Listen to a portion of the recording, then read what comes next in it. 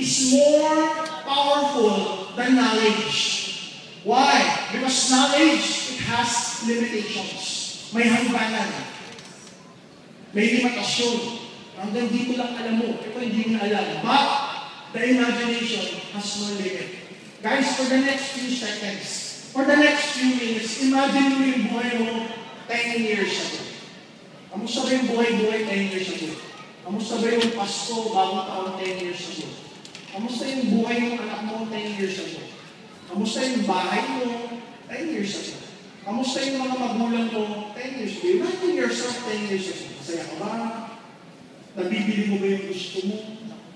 Nabibili mo ba yung gusto ng magulang mo, ng anak mo, ng asawa mo 10 years ago? And now imagine yourself seeing a global.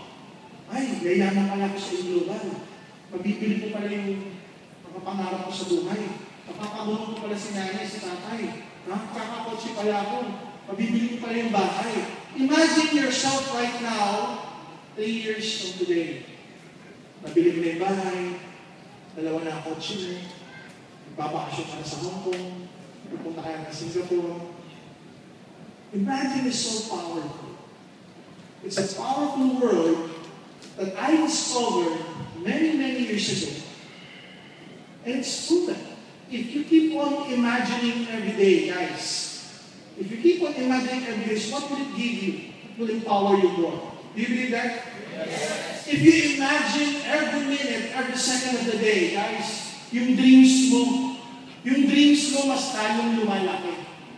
If you keep on imagining every day, yung passion mo sa business, lalong lumalaki. If you imagine every day, yung focus mo sa business becomes clear. If you imagine every day your trust to God becomes even more powerful.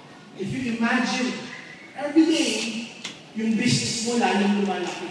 If you keep on imagining all of the positive things that can happen to you, your group will grow bigger, your check will grow bigger, with the right attitude, with the right techniques and strategies, with proper work. If you keep on imagining and visualizing things every day, you will be amazed. Yung mga hindi mo nagawa noon, ayaw mo palang gawin. Do you agree? Yes. I'd like to end this with a story. This is a true story. It's a true story of a boy. This boy, he grew up. After reaching the age of 2, his father died of a heart attack. Natapos sa puso yung tatay ng bata. This boy grew up without a father. Lumaki siyang walang tatay. Nanay na. Ang nanay niya, high school public teacher. Kayo na po sumagot. Ang sweldo ng high school public teacher, malaki maliit. Bariya. And he was the youngest. Siya yung pinakabatang anak, tumboy na to. Alam mo yung lumaki siya na walang bagong laruan, lumaki siya na walang bagong damit, nakikinood lang sa kapitbahay ng TV kasi wala silang TV. And he grew up imagining things. Meron siyang mga laruan na galing sa kapatid niya, Matchbox. Sabi niya, yay, paglaki ko, 4 ang sasakyan ko. He keep on imagining that one day, pag lumaki siya, he'll become a leader. He'll create a huge group. He imagined that one day, pag lumaki siya, magiging professional siya. And one day, this boy reached the age of 10. Naging 10 years old. Nag-aral siya sa mababang paaralan ng Francisco F. Benitez Elementary School. Grade 5. Ngayon, sumali siya sa isang grupo na ang tawag ay Boy Scout of the Philippines. Familiar ba sa Boy Scout? Yes. There was a time nagkaroon ng inter-district convention. 10 public schools nagsama-sama sa isang malaking gagawin. Puro Boy Scout. Grade 2, grade 3, grade 4, grade 5, grade 6. Dami nila. There were literally thousands of Boy Scouts in that particular area. Dumating yung pinaka-scout master, yung Boy Scout na matanda na leader. Sabi yung Scout Master, Boy Scout of the Philippines, now you group yourselves into teams, and then lahat ng grade 6, sila ang magiging group leader, kumuha kayo ng mga grupo nyo, mamili kayo ng mga matagay ng grupo. So lahat ng grade 6, up, yung grade 6, yung iba grade 5, yung iba grade 4, yung grade 3, grade 4. Tapos, itong batang to, this boy, na grade 5 during that time, he was left at the corner. Sabi niya, ba't walang kumuha sa akin? Dahil ba grade 5 lang ako? Tapos, natira na walang kumuha sa kanya ng grade 3, grade 4, grade 2, mas maliliit sa kanya. Yung iba grade 6 na, pero 4 na taon na naging grade 6. So, natira sila. Kung baga sa tira-tira. Ngayon, nagkaroon ng maraming grupo, dumating si Scoutmaster, may mga grupo na ba kaya yes? Nagtaas sila ng mga tira-tira. Sir, kami po wala pang grupo. Sabi ko, ba't wala pang yung grupo? Sabi ng grade 5, Sir, wala kasi kami leader. Sabi ni Scoutmaster, anong grade nila ba? Sir, grade 5 po. O sige, total next year naman, grade 6 ka na, ikaw na maging leader. Magsama-sama na kayo ng mga tira-tira. Nagsama-sama, sabi ng bal, wow, sa wakas leader na ako. May group na ako kahit tira-tira. Grade 2, grade 3, tapos yung mga malalaking grade 6 na dapat high school na, grade 6 pa rin. Sabi niya, kailangan may pangalan tayo, kailangan pangalan doon ng hayop. Halos lahat ng pangalan ng hayop, nakuha na. May Dragon King, Lion King, Eagle King, Dog King, Cat King, Monkey King, lahat ng mga grupo na. Sabi ng bata, paano yan lahat ng animals na gamit na nila? Wala tayo. Sabi ng leader, itong grade 5, itong boy na to, sige, pangalan ng grupo natin is Scorpio King. Sabi ng kasama niya, bakit Scorpio? Sabi niya, napanood ko sa TV yun Scorpio Nights. Makamandag, yung Scorpio Nights. Sige, gumawa ko sila ng flag. Joy Seven. Lahat ng team may mga flag. Lahat ng team may flag sila. Eagle Team may flag sila. Scorpio Team may flag din. Kinagabihan, dumating yung Scoutmaster. Sabi ng Scoutmaster, guys, we're gonna play a game.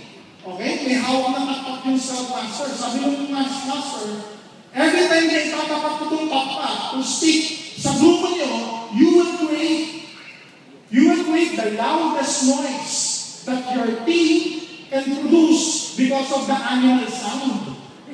So, tinuro ko sa dog team, tinuro sa dragon team, tinuro sa monkey team, tulog lahat. Habang tinuturo ka team, pinagpapawisan na yung Scorpio team. Leader, ano ba tulog ng Scorpio? Bakit walang tulog ng Scorpio eh? Maliit lang tayo, pero makamandag. Meron tayo makamandag eh. Dead tayo eh. E paano yung pagtitulungan ni Scoutmaster? Ang grupo natin ang pangit ng pangalan. Wala tayong pangalan pa rin sa play na. Di ba yun? Basta pagtitulungan tayo, tahimik lang tayo. Tapos sabihin na lang tayo. Kaya nung ba't wala kang tulog? Sagot natin, di ba yung makamandag naman? Kaya na ngayon, tinuturo na isa-isang Scoutmaster yung grupo. Pagdating sa grupo niya, tinapat, wala silang masabi tulog. Lahat sila nagaganyanan. Tawanan niya yung thousands and thousands of boys. Walang pangalan. Pangalan pa lang sa play na. Leader ng grade 5, di man lang grade 6, ang liit, tapos kung tira-tira, sagutan niya yung Scorpio Team. Di tayo makamandag naman kami. Nagtatawa yung Scoutmaster, yung matanda. Sabi ng Scoutmaster, ano ba naman yung grupo niyo? Pangalan pa lang, sa play na walang tulog. Malamang, sa mga ibang events at ibang games natin, malamang kulelat kayo. Baka hindi kayo makagawa ng bonfire, baka hindi kayo makapagluto, baka hindi kayo makasali sa religion. Malamang wala kayong trophy na may uwi. Tapos pinagtatawa lang sila ng ibang mga grupo. And after a few minutes, a few hours, sabi ng leader, itong grade 5, di ba we imagine, hindi mo kayo mag-imagine eh. Let's just imagine that we're grade 6, lahat tayo grade 6. Let's just imagine that we're going to be good. But after a few years, magiging grade 5 din naman tayo, we're going to excel. And someday, we're going to get that trophy. It may not be today. But let's focus on today. Let's focus on what we can do in the future. Let's imagine this. And after a few years, this boy grew and grew. He graduated elementary, he graduated college. He became a professional. This Boy Scout, after a few years of imagining things, of all the possibilities that can happen to him, one of the possibilities was creating a huge organization. He grew up, he became a professional. This boy became a doctor. He married another doctor. And this boy partnered with Francis Miguel and John Astorino. This boy created the largest and the biggest sales organization, not only in Cebu, not only in Bohol, not only in Quezon, not only in Taiwan, but the largest organization in the entire country. And right now, this organization grew as far as other countries in Asia, other countries in Africa, and other countries in the Middle East. If you keep on imagining things, your heart will grow. If you keep on imagining things, your skills will improve. If you keep on imagining things, your life will change. I am Dr. Edgar Mato, and I am still a Boy Scout. It keeps on imagining things, saying, I like you.